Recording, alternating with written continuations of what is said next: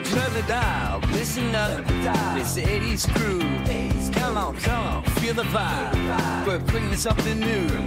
Got movies on its mind, but bringing us to unfold. Got movies on the mind, stories to unfold. Let's talk. And good morning, evening, afternoon, wherever you are in the world. It is Harrison Smith back with another episode of Cinema. Again, for the time being, we'll see how this all goes. And this is basically a part 2 to my previous episode about my AI villain origin story. So kind of walk with me on this. As you know, in the last episode, I talked about the rise of AI and how it will eventually absorb the entire industry. And you don't have to like it. Again, this is not me promoting AI and saying, let's all just go out and use it. The problem is, if you listen to my previous episode, is that the technology, and it is not software, the technology is advancing way ahead of its moral applications and the law. And I equated this to the 80s cash-in by studios on the video craze in the late 70s, early 80s, where studios just wanted quick cash grabs. And they dumped their titles like crazy, never thinking about the long-term implications of what this would mean culturally, in the way of just even understanding or undermining the importance of film and theatrical viewings. Nobody got it. They just wanted the quick cash grab. And I feel that this is going to be the same way with AI. And studios, they want to cut costs. It comes down to the bottom line. And they want to make money, and they want to make it as cheaply as possible. And, things like, for example, I don't want to go off on a diatribe here, but, the recent failure of Joker 2, that's going to inspire studios to go the AI route, because my personal opinion about the failure of Joker 2 is almost, and I have no evidence to back this up, this is my complete conjecture, but I feel Todd Phillips kind of threw the match. That's how I feel. I think he took a dive. I think he took that $200 million and he made a big fuck you to overzealous fans and fanboys and the whole thing. That's what I think. I think he just did it that way. I don't think he gave a shit. That's a hell of an expensive fuck you. Don't you think? I mean, when you really look at things in the actual perspective, I mean, there are people out there starving, and you took $200 million just to blow it on either a jerk-off kind of project, like a masturbatory, fantasy project that you just wanted to make something to fulfill yourself. Or if you did do it just to say, fuck it, I'm just going to make this and I know it's going to fail. And you know what? That'll teach you to be these crazy, overzealous fans that just want the same thing over and over. In other words, it's an expensive lesson. But it's also a lesson studios learn, because when they take control of AI the way that they are, and I'm about to mention something, they're not going to have a Todd Phillips anymore. They're not going to have a Robert Altman who makes these artistic films. And I loved Altman overall, but a film like Popeye, which in 1980 should have been a bigger box office success than what it was, but it had to straddle that balance between Altman's artistic vision and commercial success. And studios get tired of taking these risks. And the only way to mitigate that risk is 100% control over the property. And that means artistic, it means commercially, it means financially, it means all of those things. So before you think I'm crazy, what did Blumhouse do this week? Blumhouse has announced they are going to be the beta testers for Zuckerberg's new Meta movie, or Meta Dev, which is AI video generation. And it's supposed to be, it might even be the Sora killer, in the way that it might just be the best video generator out there for AI. And what that means is they have hired major directors. Casey Affleck was named, but I'm sure David Gordon Green, I'm sure a bunch of them are going to start making things with this AI. And what it is doing, just so you know, it's beyond them just creating something. It's also that the AI will train on these guys and their directorial styles and everything. And you can go, that's not fair. It's going to put artists out of business. Yeah, it fucking is. Yeah. And you know what? Suck it up, because that's the way it's going to be. You're not stopping this. This is the same type of situation the night that Oppenheimer stood in that desert and watched that bomb go off. It's too late. You can't put it back now. Even if Oppenheimer stood there and went, oh, shit. Too late now. Genie is out of the bottle. And it's the same with AI. There's no putting this back. There is no going back. And the studios know it. And I explained this in my last episode.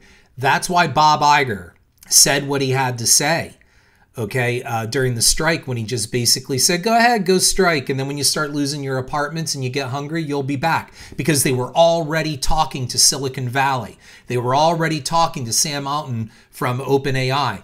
They were already talking to Zuckerberg about Meta. They were already talking about Sora. They already knew all of this. And they know it's just a matter of time. So they've just got to bridge that gap.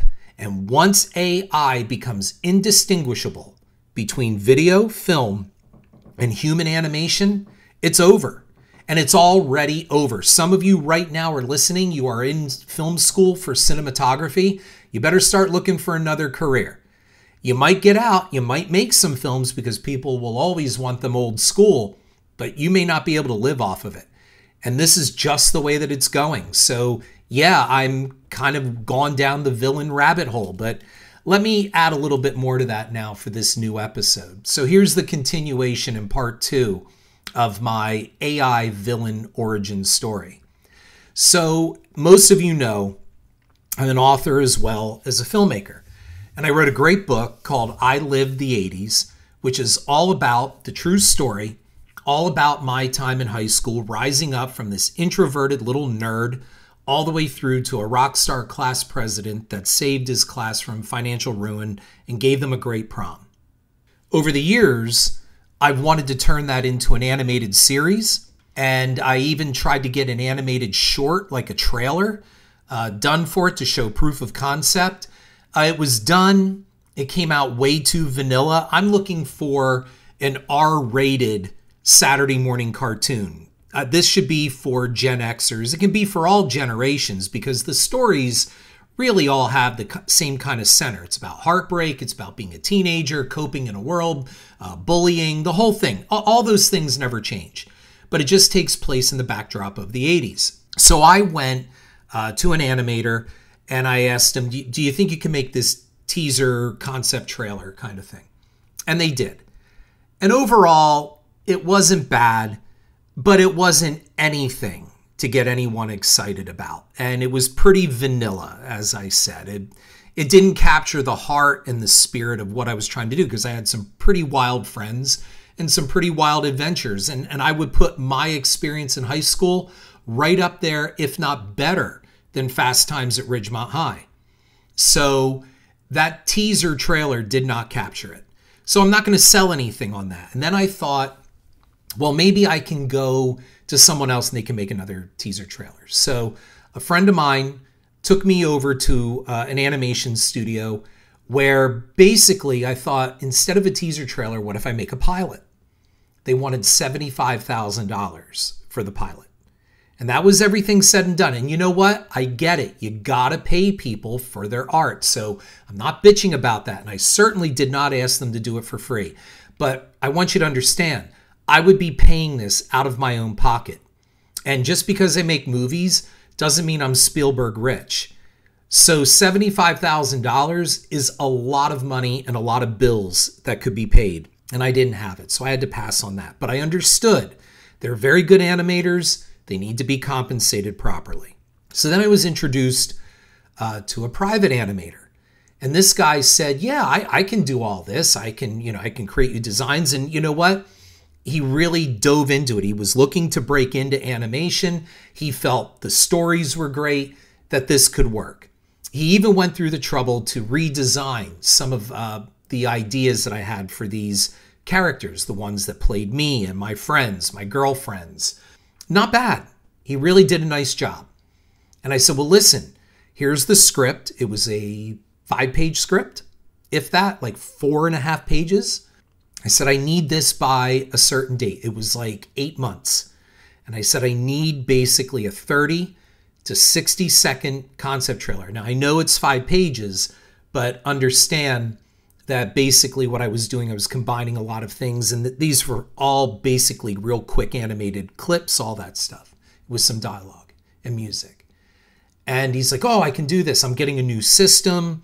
I know this software. I can animate all this. It'll look great. I said, it needs to look better, and it needs to be better than the one that was done for me, the vanilla one. He can do it. So a couple weeks go by. I ask, hey, did you get anything animated? Can I see? Nothing yet. Doesn't have anything yet. Then a month and a half goes by, 2 months. Now, I had promised this animation production studio, really a distributor, they were going to walk it into, at that time, Adult Swim, which now no longer exists. But they thought it would be a great fit for over there. And I had a deadline. And I kept asking him, do you have it done? Do you have it done? He's like, I'll have it done. I said, can you send me some things? Just to make sure you're on the right track. I'm not a major critic here, but I got to make sure that it looks good and that it's going to be what I need. And I know he's doing it for free. He's doing it for deferred. I get it. So I know he has a day job. So I'm not being one of those people that I'm hounding all the time and you have to do this for me. I was being very understanding, but I need you to know I wasn't seeing a thing, not a thing. Finally, we get 3 weeks away from the deadline. And I said, I have to see something. Please show me something. So he sent me 10 seconds and it was fucking awful. It wasn't even animation. It looked like the old kind of Flash animation where a character was still and you just animated keyframes and they move across the screen. I can do that. I can do that in After Effects. I can do that in Adobe Premiere. There was no animation. The eyes didn't blink. The mouth didn't open and close. The arms didn't move. It was just like stick figures, these still figures moving, again, by advancing keyframes all throughout a backdrop. It was horrendous. And I wasted almost 8 months on this. And I lost the deadline. And I lost their interest. So now I'm upset. I go on to Fiverr. Okay? And I'm trying to contract an artist. The problem is there are a lot of scammers out there. I found one. This guy says, I can do all this, blah, blah, blah, blah, blah. You need 30 to 60 seconds. I can do it for like $2,500 US. The guy's located, I believe, in Pakistan.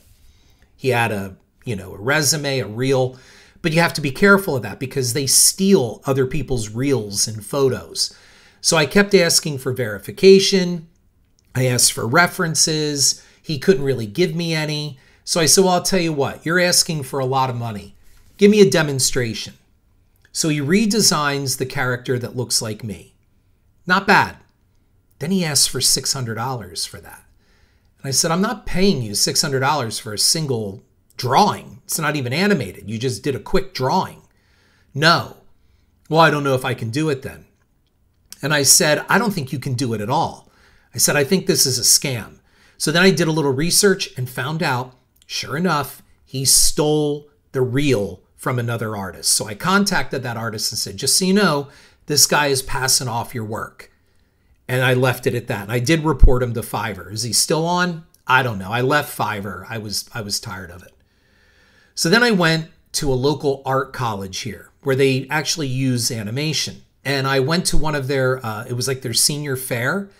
And I looked at a couple of the animated shorts. There was one, was like a computer animation that I really liked. I liked the art style. And I went to these 2 students and I explained who I was. They look me up. They see I have street cred. They know I'm a real filmmaker. And I told them the whole ordeal. And I'm looking for 2 people to come in with me, get this animated. We'll get it sold. And I even put in, into a contract that part of the negotiation would be is that they would come on board with whatever studio picked it up to be animators. And whatever money was paid for the sale of it, of course, there would be percentages that they would get to cover their costs for making it. And they came back to me for 60 seconds, $45,000. Now, I want you to keep in mind, these are 2 people who have not graduated art school. They have no credentials whatsoever. They want $45,000 for basically a 60-second short trailer. So I walked. I'm like, I can't do it.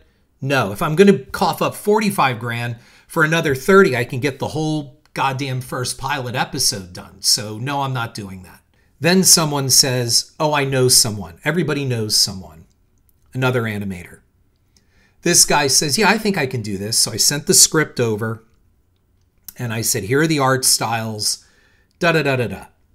So this guy came back and he actually drew something and did a brief kind of sketch animation, but I liked it. I'm like, yeah, this works. Yeah, this could work. When it's finished, it's going to look really good.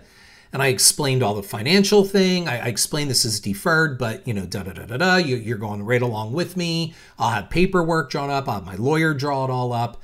I'm not leaving you high and dry. I'm not going to take this project and run and never pay you for it. It seemed to be okay for about a month. And then all of a sudden I got an email from this guy. And he said, listen, I'm getting to the part where I show your girlfriend in her underwear. She's in bra and panties. And I said, well, yeah. Yeah, I said, that was, what she did. Yes. We got intimate. And he said, well, my religious morals prevent that. I can't draw that. I can't do that. I'm like, what? Did you read the script when I sent it to you almost 2 months ago? I mean, it's only 4.5 pages long. How did you not know that was in there? How did you not come to me 2 months earlier and say, I have a moral problem? Look, I'm not going to question your religion, but let me tell you, if you're that conservative or that pious in your religion, fucking entertainment is not the place for you at all. I said to the guy, I can't compromise on this. Well, do you think you could rewrite? No, I can't. That's the whole part of this. I explained this. I want this to be an R-rated Saturday morning cartoon kind of thing that would play for adults, not young kids. No, I'm not changing this. I'm not compromising my artistic vision. That's what you're asking. You're asking me to compromise my artistic vision to basically subsidize yours, to accommodate yours. We had, the creative differences, and I walked. That was it. I walked. I'm like, no, I'm not doing this. Thank you. Goodbye. Before you do any other work on it, no. And I'm at a loss. So I sat reading my book again, looking it over, and I'm thinking, maybe I can do animation. So I start doing tutorials. The problem is with AI at that time, we're going back now about 2 years, it just wasn't there. I mean, you can go into Adobe Caricature, Character Animator, I think it's called, and yeah, you can rig them with like puppets. You can make like puppetry, but it doesn't look good. It's not the look I'm looking for. I don't want a childlike kind of animation where you see tits or you see some guy's dick. Like, that's fucking creepy. That's not what I'm looking for. I'm looking for an adult kind of art style. And then I looked into rotoscoping. Could I get actors to do the trailer and then just rotoscope over them? But I just didn't have it. And the technology, it just wasn't there. Not at least to, the average consumer at that time. The AI explosion had not come. However, I thought about taking my novel and turning it into a graphic novel. Actually, my book, it's not a novel because it's a true story. But turning it into a graphic novel, that could be a great proof of concept. So I looked into some people who were artists. Could they do it? And I looked into one whose art style I liked. He had took the characters. I asked him for a 1-page demo, like 5 panels. Show me what you can do. It took 3 months to get that back. And he's like, well, I'm sorry, dude, I'm working. All right, I get it. I'm not being a dick here. But 1 page, 5 panels, and a month later you have nothing? No, I can't do this either. I looked into AI, and that's when I went down the rabbit hole. I became the villain. I fell into my vat of acid. I discovered Stable Diffusion. And with that, I discovered the ability to be able to create comic-style graphic novel images. And I started to learn the power of prompting. And before you know it, almost 600 pages later, I am nearing the end of almost 14 volumes of a graphic novel. And if you look at the art for the cover of this podcast, that's an example. I became the villain. I didn't want to embrace AI. And then when I posted a couple of examples on my personal Facebook, the artist that totally fucked me on the animated one sent me a DM and said, this is the kind of stuff that's going to put artists out of business. Well, I came to you. I came to you to do it. You fucked me. You didn't give me anything that I asked for, and I waited 8 months and I missed my deadline. In other words, you made me the monster I am. And not just you. The religious, high moral, pious guy, same thing. The $45,000 undergrads that are going to charge me $45,000 for 60 seconds with no credentials, with no nothing.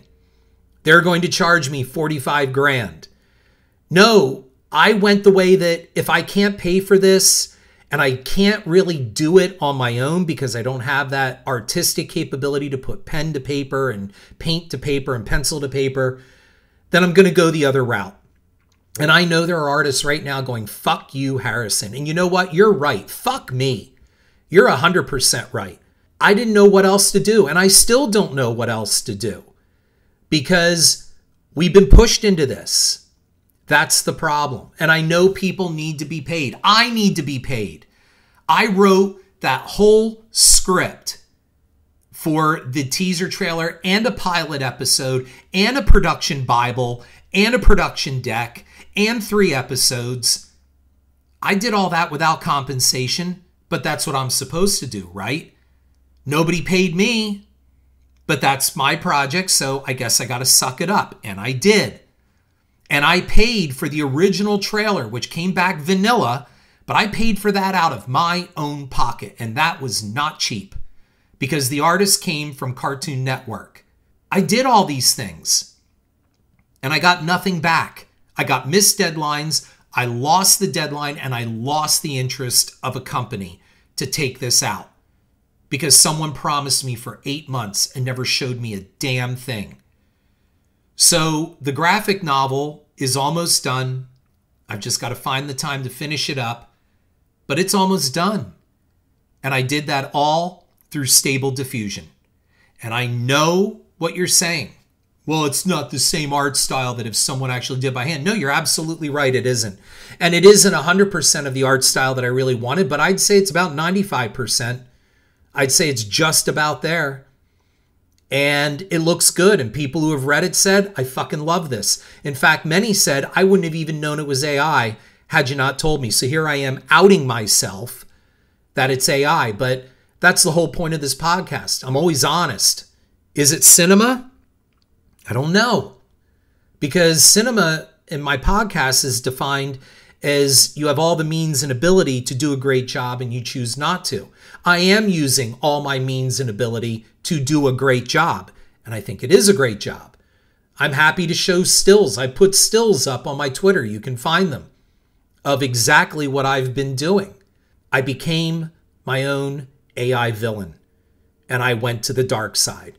And now I'm firmly on the dark side because here's the bottom line. It's not going away. Again, I equated this last episode to a tsunami. The water has pulled away from the beach.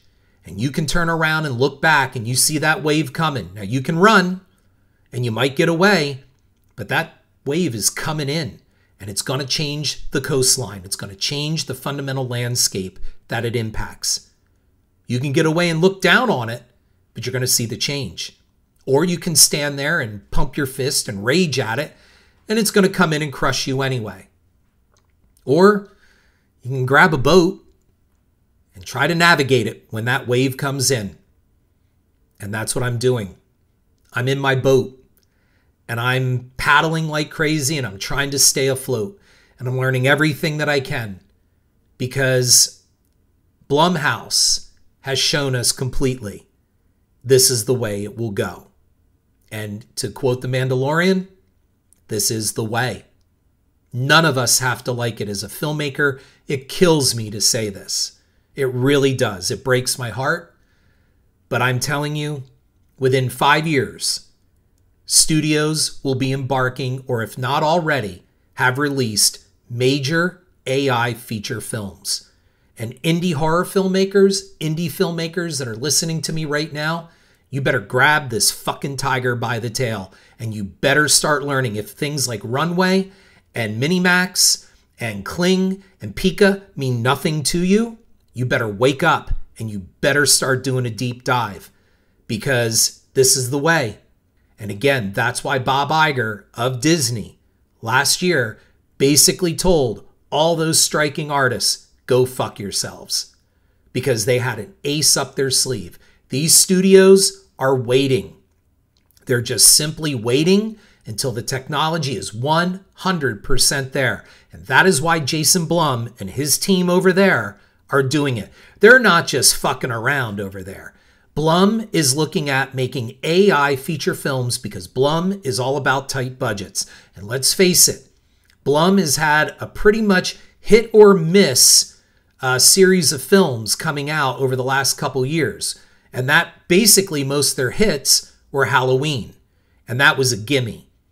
But Lionsgate just posted in an article, I believe it was Deadline just the other day, they have had a losing streak, lost an incredible amount of money with, I think, 30 failures in a row over the last couple years.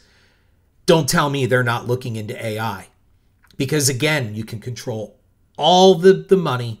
You can control the entire artistic aspect. You can craft the movie straight to an algorithm.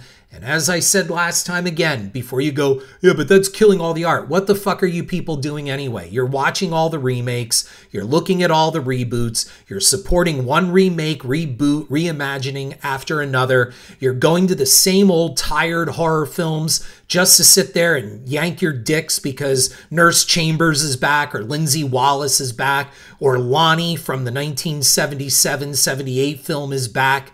You're doing it anyway. There's nothing original in those films. So you're already doing it. You think The Flash was original? You think that was art? Especially the last 15 minutes of The Flash? Really? Zack Snyder? He's already done it too.